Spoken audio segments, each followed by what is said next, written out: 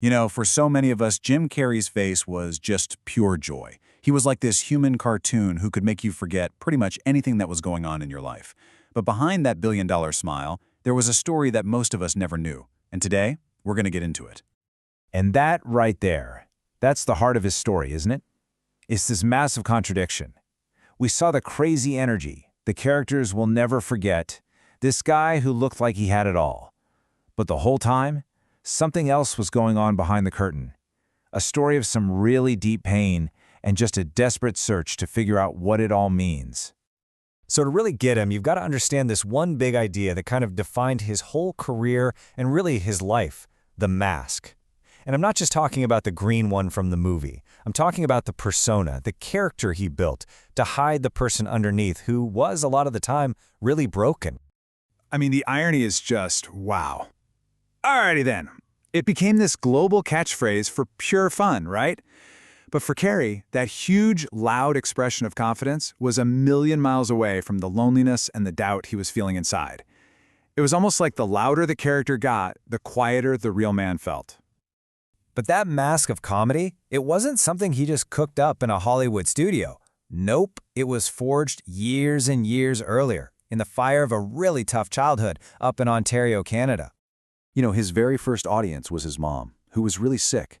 He would just perform for her in their house, making all these crazy faces, doing impressions, anything to make her smile and maybe forget her pain, just for a second. So right from the start, comedy was his weapon, his purpose. But then his dad lost his job, and things got really bad. The whole family ended up homeless, actually living out of their van. And to help make ends meet, a teenage Jim Carrey was working overnight shifts as a janitor in a factory. So you'd think with all that drive, he'd be an instant hit, right?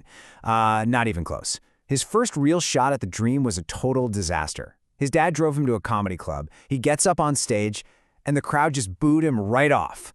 Can you imagine? It was this absolutely crushing blow, and a pretty clear sign that this path was going to be anything but easy. But here's the thing about Jim Carrey. He did not give up. All that hardship just fueled him. So at just 19, he packed his bags and headed for the one place where dreams are either made or completely shattered, Hollywood. This right here tells you everything you need to know about his mindset. When he had basically nothing, he'd drive his beat-up old car up to Mulholland Drive, look out over the city, and just visualize his own success. And then he did something kind of wild.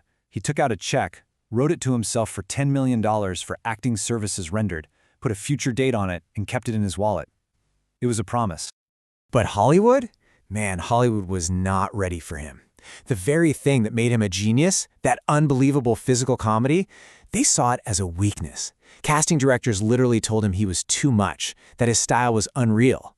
He even landed a lead role in a sitcom, only to have it canceled after just 13 episodes. That dream felt further away than ever. And then, boom, 1994 happened. The year that changed everything.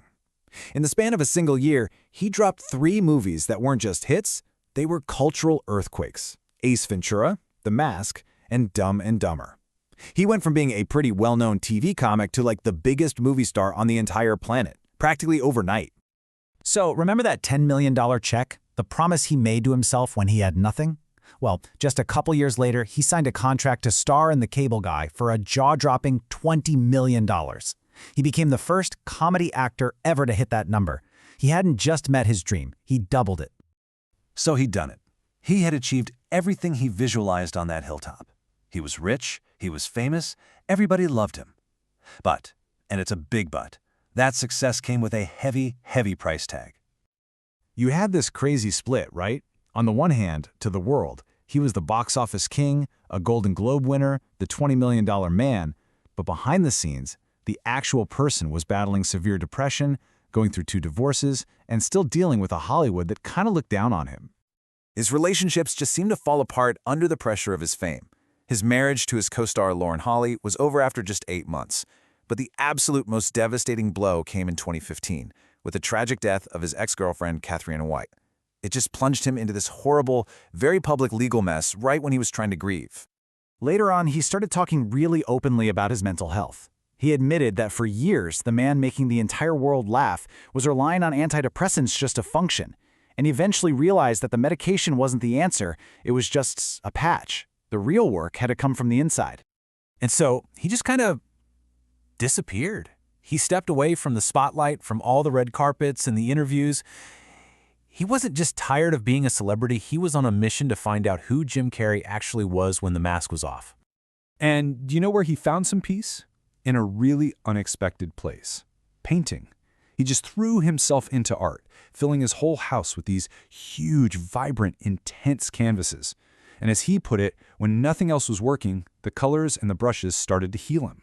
It was a whole new way to let out all those complicated feelings he'd kept locked up for so long. And his public appearances, well, they started getting a little different. He started talking about spirituality, about philosophy, questioning what it even means to be a person, an identity. That infamous interview on the red carpet at Fashion Week, where he just declared that none of it was real, that it was all meaningless. That wasn't a bit. That was a man who had seen what's behind the curtain of fame and realized it was empty. But then he comes roaring back in Sonic the Hedgehog, and he's got that classic wild energy that everybody fell in love with. The movie's a huge hit, and right at that peak, he announces, yeah, he's probably done. He said he'd done enough. He was ready to go live his quiet, spiritual life. And that really brings us to the final thought on his whole journey. For decades, we watched him give these incredible performances as Ace Ventura, as The Mask, as Truman Burbank. But maybe, just maybe, his entire life's struggle was all about getting to this one point where the greatest performance he could ever give was no performance at all, just being himself.